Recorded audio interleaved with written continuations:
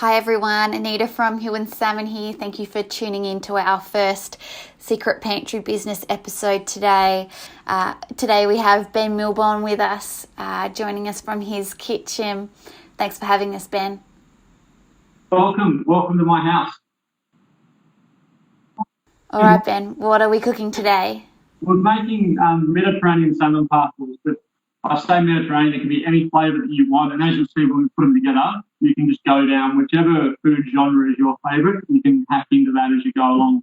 The main thing here is a technique of cooking the salmon and cooking it quickly. So that's what I really want to show you. Yeah, great. And that sounds like something that will be really good for people for Good Friday tomorrow, a last-minute thing to add to the menu. Yeah, and this is something to prepare earlier. So it's something you can prepare today to give yourself as much time tomorrow to be able to relax and enjoy family and put your feet up and try and get your head out of this whole isolation business if you can and have a day just with you and the family. And where did you get your salmon from? I mine from Hill Street, so a great little grocer down here in Tasmania.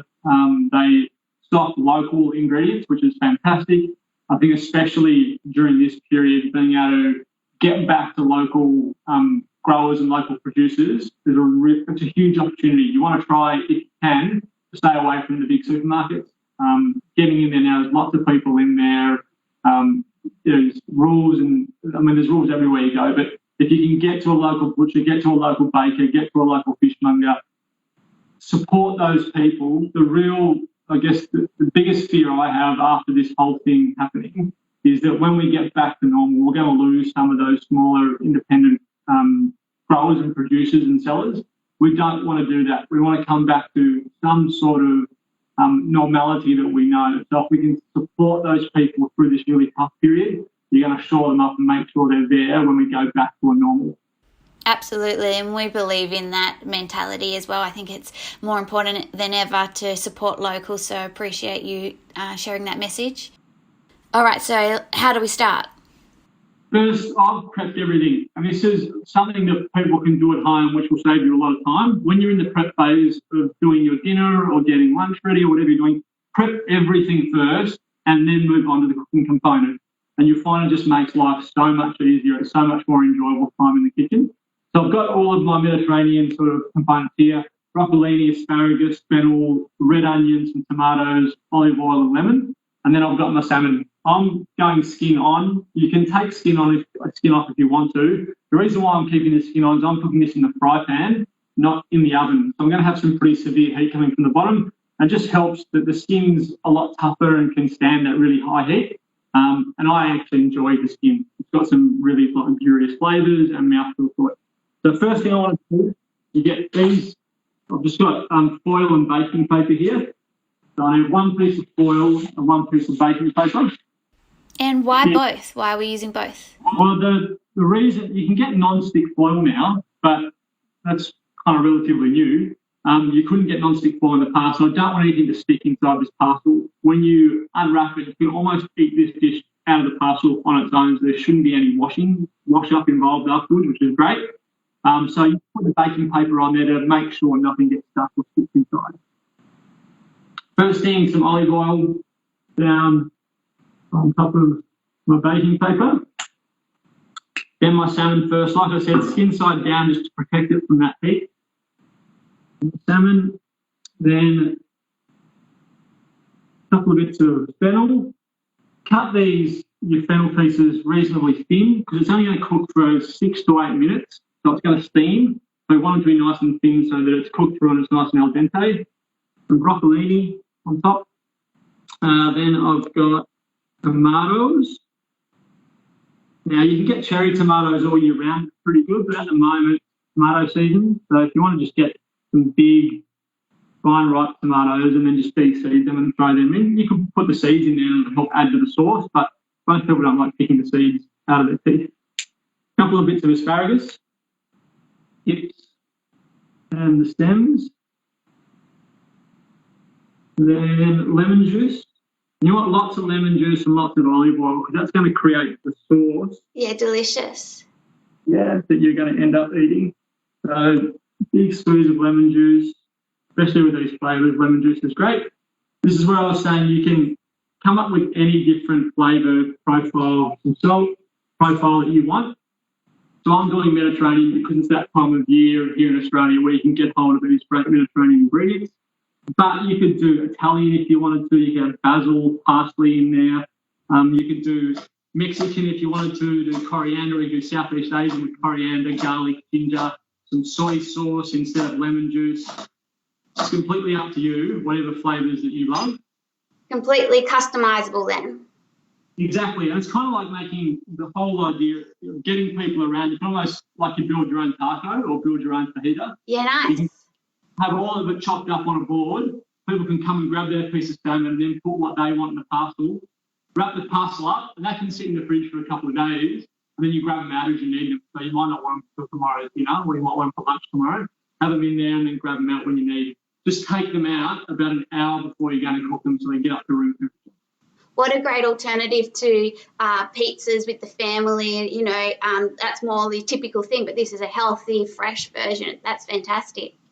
Exactly, and my kids love being in the kitchen with me. They're watching, you can see them through the window. Hi, kids.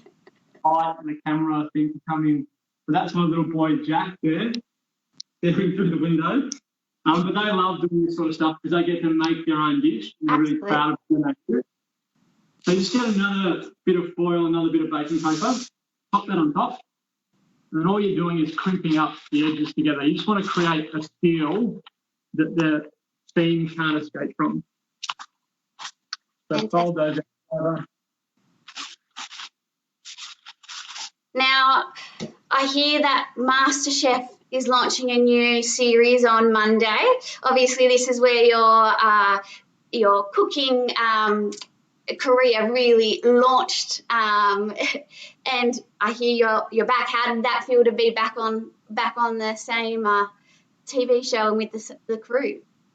It's been a really fun experience. We've been filming since really early this year, and I think if I'd gone back and it was the same three judges, it would have felt a bit weird returning to that space. There's my little girl Charlie. Can you come in? No. It's all right. Everyone's watching. Hi, Charlie. So going back and having three brand new judges was great because it almost gave, for us past contestants to come back, it gave us a new lease of life. And then the first week of episodes, which start on Monday, Gordon Ramsay's there for the first week. So having Gordon in the house from day one to lift the off and just remind you why you were there was great. And I think episode 2 or 3, I get into a bit of a stoush with Gordon. So I'm looking forward to seeing how that gets portrayed on camera after the run-in. Well, I'm sure that all of us watching are very excited to start watching it when it launches on Monday. So we'll keep our eyes peeled. All right, so what do we do now? So now you've got it all sealed up. You want to make, if you're cooking them in the fry pan, you want to make sure that the parcel is not too deep for your fry pan. So make sure it fits. So mine's going to fit in there nicely. Perfect. And all I want to do is create heat. That's all I'm trying to get in there. So having them in the oven, it's the same thing, but this way you're not waiting for the oven to preheat and you're getting direct heat from the bottom. So you've got the skin protecting the fish, so you don't need to worry about overcooking it. Salmon is really forgiving in that way because it has got the good fats in there. So it's quite forgiving. You're not going to dry it out. So straight on the hob, turn that on. I don't want it that high. Put it down to a medium heat. I'll hear that. I'm not going to be able to smell anything or see anything because it's all sealed in, but I'll hear it start to bubble and just a slight hiss as the steam starts to build up. And you want about 6 to 8 minutes on there like that, and then take it off and it's ready to eat. We'll have a look at it once it's done. I'll show you how simple it was. You can end up with a dish that looks as good as it does. Yeah, fantastic. And you could probably do that on the barbecue, hey? Any hot plate type thing. That's fantastic. Absolutely. You can even do it not many people, unfortunately, are going to be going camping this Easter. No. But camping is normally something that we do around Easter. And once we get out of this, if you do get out and go camping, you just put on the coals. Nice. All you need is, if you've got a blowtorch, you could just blowtorch it. You just need some heat in there to create steam inside that pocket, and the steam cooks everything. Yeah, great. All right. It's down to the important time. This is what we're all here for. We're going to be seeing right into your personal space, finding out what type of person you really are. Ben, take us to your pantry. What Right, does your pantry look like? we'll go to the fridge first. Oh, So fridge is packed full of a lot of leftovers. So as we've been going, we have some nachos, some spaghetti bolognese, homemade pizzas, those sorts of things. I do have, that's something that Huon make that I love. delicious. So the pate is beautiful, so I've got that in there. And then there is a lot of, there's some chorizos and charcuterie, those sorts of snacky things. Nice. And then pantries around here. Now, before I show you the pantry, Ooh, Sally can tell you that it's not in very good condition because she's been homeschooling the kids. And I'm someone in the restaurant, everything's structured and there's like everything has a place in the restaurant, and I'm not like that at home at all. this is the real Ben. This is the real Ben we're seeing. So Oh, it's a bit, that looks fun. yeah, for someone who's anal about everything in place, it looks a bit messy. So cereal was up the top, baking stuff here, snacks and things in there. Then all of my spices are in these sorts of drawers. Sally's baking drawer, sauces and condiments there. And that's about it for our pantry. So what's one thing in there that is a pantry item you cannot not have in the pantry, a staple item? That Oh, yes. ketchup that's a lifesaver on any Asian-inspired dish, or even if you're making any sort of stew or sauce, or you want to impart some good umami flavour. The fact that it's nice and sweet is great, but that's a staple in my kitchen. It's always going to be there. Wonderful. I have the exact same in my pantry, as I'm sure many Australians listening in also have too. All right, back into the kitchen. Something not so much pantry based. Yes, I hope the salmon's going all right. What about favourite? If we can hear it, can we? Yeah, just the little bubbles. Just little bubbles going on. So is I'm just going to turn it down. Now I know I've got steam in there. I just need to turn it down and let that steam do its thing. So it's turned right below now that I've got those bubbles happening. yeah, great. So hear the bubbles. Just let it steam for a little while. Yeah. Perfect. All right. Favourite utensil in the home kitchen? It'd be a palette knife, I reckon. One of these. The little cranked palette knife. They're great for anything. If you're turning something in the fry pan, or you're making little pikelets or pancakes, then they're also great for being able to delicately lift things. So if I was going to take the salmon out of here, this is what I'd use to do it. Yeah. So unmix them and put it on the plate. These are great. They're sturdy and strong, but quite delicate as well. So just a cranked palette knife. That's cool. And then a set of tongs, you can't go with that. Crank palette knife. Wonderful. Well, look out. Everyone's going to be online shopping now, trying to find their own cranked palette knife to put in their own kitchen. Now, you're obviously very busy. Master Chef, you've got your restaurant. Here you've got a show that's broadcasting at the moment, award-winning Tasmania. Tell us a little bit about that show. We do. So I watched about a year and a bit ago, I watched a lot of comedians in cars getting coffee, and loved the concept of that show of just two people in a car having a chat. And from that, this idea of road tripping around Tasmania and seeing what Tasmania has to offer in a car with a guest, that came about. And Tasmania does unbelievably well in batting out of its sort of own average in tourism awards and produce awards. It's something that I've always won. So we go and look at all the award winners around Tasmania, whether it's tourism offerings or produce offerings or wines and spirits, and find out what it is about Tasmania that means it wins so many awards. But also we do that with a really cool guest and have conversations along the way. And people are much more inclined to have an in-depth, real conversation with you in a car than they are when there's cameras set up like this and lights. So that's we got some really cool guests. We were able to go to some really great places around Tassie in some really different cars. We switched the cars up from a 1964 E8 Holden to a brand new Tesla. So we got a really wide variation of cars, really wide variation of experiences, and a really wide variation of guests. Yeah, wonderful. It sounds fantastic. I have tuned in to a couple of episodes, and even as a local Tasmanian, it's a great reminder of the amazing things our state has to offer and more reasons why more people should come down after the borders are open again. But even more reason to watch now. It's a way to do a holiday without having to actually leave your home. So if you want to tune in, anyone, it's on Channel 9 at 12:30 on Saturdays. And so I would recommend watching. We've got a lot of feedback so far over the first two episodes. People just enjoy, even though we can't go out at the moment, it's nice to just it's kind of like reliving that experience through someone else. So it's a good casual show where you just get to see some really great landscape. Yeah, great. All right. How's our salmon looking? Pretty close, I reckon. So you can see that's puffed up. Yep. Which is great. That's what we want. It means there's lots of steam in there doing its thing. At this point, once you've got that, you can almost turn it off now and let the residual heat that's in that pan finish off the dish. Yeah.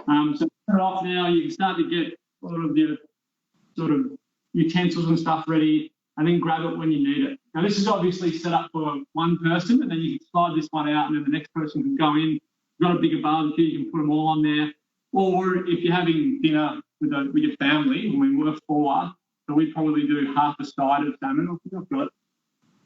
There's no reason why you can't do a portion like that for people to pick out and just make it in a bigger parcel and just cook it for twice as long. Yeah. So it's complete, you can use it for a single portion or a whole side of salmon for a family, a big family.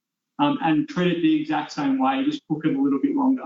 Yeah. So we'll check this one and see if it's ready. Wonder what it looks like. To check, just open. Oh, that's perfect. So I'm going to take that out now. If only we had smell-o-vision by now, then this would be even more amazing. That's when you really know, because there's been no flavour. So can you see in there? Yeah, great. Because there's been no flavour escape at this point, it's the first time we're opening. Everything's still nice and vibrant, so you've still got all the colour in all of your vegetables. All your colour's still there, which is what you want. You don't want to cook vegetables until they lose their colour. A little bit of salt to finish. You can put some herbs on if you want to, depending on what your favourite herbs are. Parsley, basil, coriander, like you mentioned before. A little bit of oil to finish. Beautiful. And that's it. Easy. Little Mediterranean salmon parcels. They can be, look at those two. They're ready to eat. But like I said, you can use any flavours if you want. Anything that's going to cook, if you're worried about cooking quickly, just slice it thin. You can do potatoes in there and slice them thin. Potatoes will cook in time.